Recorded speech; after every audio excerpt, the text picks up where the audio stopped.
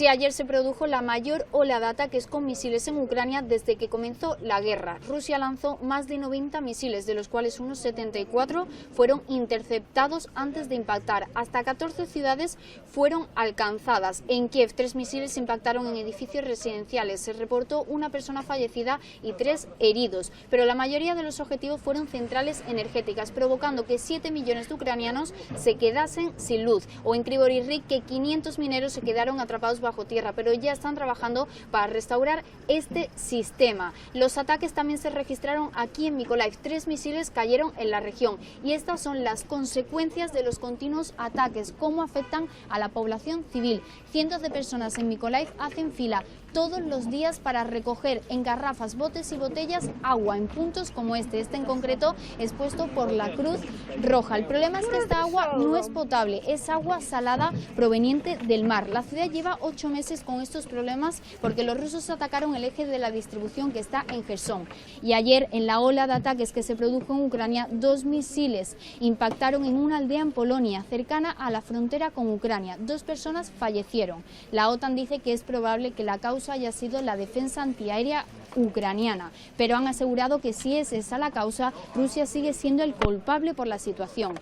Ucrania, en cambio, pide que se le permita acceder al lugar atacado en Polonia para dar muestras de evidencia a Rusia. Además, pide que se le meta, que se le introduzca en la investigación y que se le dé la información con la que han llegado a las conclusiones de que los culpables han sido los misiles ucranianos. 5 décadas después, hoy se ha establecido un nuevo hito en la exploración de la Luna, con el despegue exitoso de Artemis desde la plataforma 39B en Cabo Cañaveral. NASA ha logrado establecer una nueva marca con el fin de que el ser humano pueda regresar a la Luna. En este vuelo de prueba que ya comenzó en el día de hoy a las 1:47 de la mañana, hora del este de Estados Unidos, se logró exitosamente determinar que el cohete SLS del sistema de lanzamiento es capaz de llevar a la cápsula Orión a una órbita lunar. Ahora queda por determinar si la cápsula Orión puede resistir el viaje hasta unas 280.000 millas de la superficie terrestre y puede ingresar a la Tierra con una velocidad de unas 24.500 millas por hora y unas temperaturas que enfrentará de más de 5.000 grados Fahrenheit.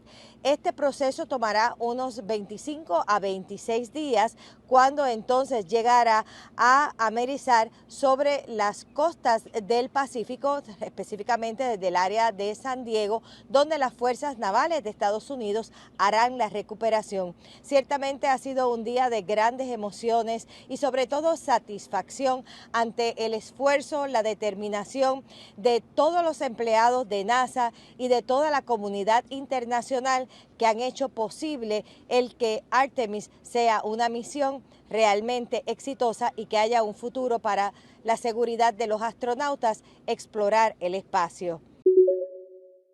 El expresidente Donald Trump lanzó este martes su tercera candidatura a la Casa Blanca, apenas una semana después de las elecciones de medio término y mientras aún continúa el conteo de votos en distritos clave para definir el control sobre la Cámara de Representantes. El exmandatario anunció su precandidatura a la presidencia para el 2024. Si bien Trump sigue siendo popular entre la base de simpatizantes del Partido Republicano, de acuerdo con analistas, otros republicanos aspiran a presentar sus propias campañas, entre ellos el gobernador de Florida, Ron DeSantis, y el ex vicepresidente Mike Pence, lo que eleva la posibilidad de que Trump tenga que superar unas primarias republicanas competitivas.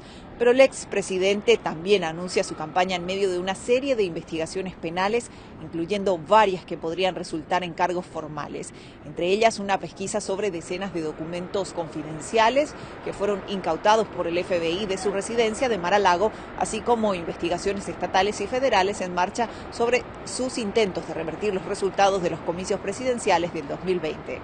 Desde Washington informa Belén Mora de La Voz de América para Telearuba.